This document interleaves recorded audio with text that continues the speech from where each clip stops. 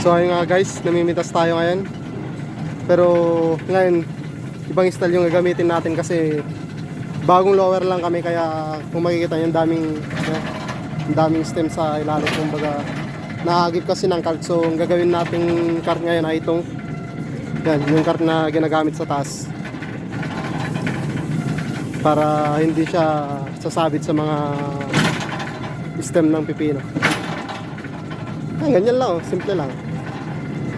Tapos pitas ka dito, tatakbo mag-isa yan.